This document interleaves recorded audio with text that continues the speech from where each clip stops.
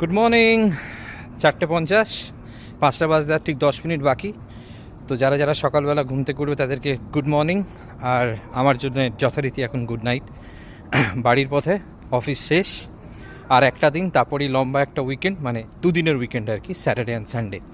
একটা খুব মজার জিনিস ঘটেছে, সেটা তোমাদের সাথে শেয়ার করব আজকের। তো আমি এখানে কাজ করছি 5-6 মাস হলো, আর আমি অন্যান্য জায়গাতেও টুকটাক খোঁজাখুঁজি করছি।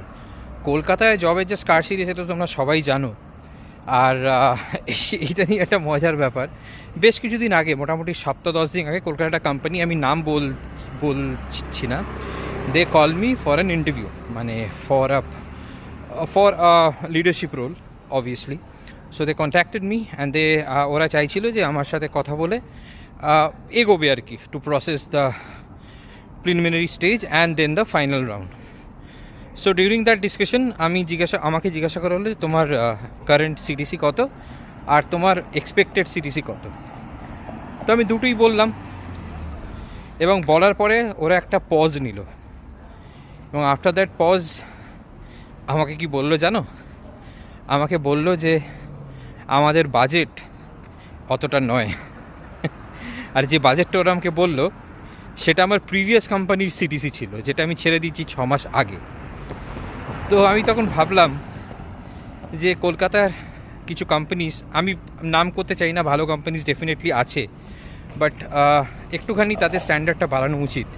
যদিও এইগুলোর জন্য আমরাই দায়ী, বিকজ আমরা এখনও কলকাতায় যারা থাকি তারা 10-12 হাজার টাকা স্যালারিতে কাজ করার জন্য রেডি হয়ে যায়, এবং এই সুযোগটাই ওখানকার কোম্পানিজগুলো নিচ্ছে দিনের পর দিন আর এক্সপ্লয়েট করে যাচ্ছে এরকম ভাবে।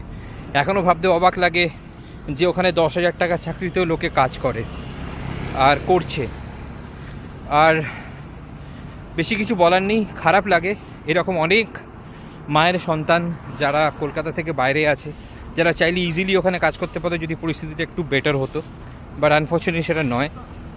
তো আশা করছি আগামী দিনে ভালো হওয়ার সম্ভাবনা আছে, কিন্তু খুবই কম। যদি হয় সেটা সবার জন্যই ভালো, আর যদি না হয় যেমন চলছে তেমনই চলবে। আমরা তো অভ্যস্তই হয়ে গিয়েছি, তো যখন অভ্যস্ত হয়ে গেছি তখন বাকি আর কেউ কেন বেশি মানে রেসপন্সিবিলিটিটা নেবে। তো যা চলছে, এবং আগামী দিনে যদি ভালো হয় তাহলে ডেফিনেটলি ভালো হবে সবার। আর সেই সব সন্তানরা তারা বাড়িতে ফিরতে পারবে নিজের পরিবারের কাছে। যাই হোক, এই বলে শেষ করছি।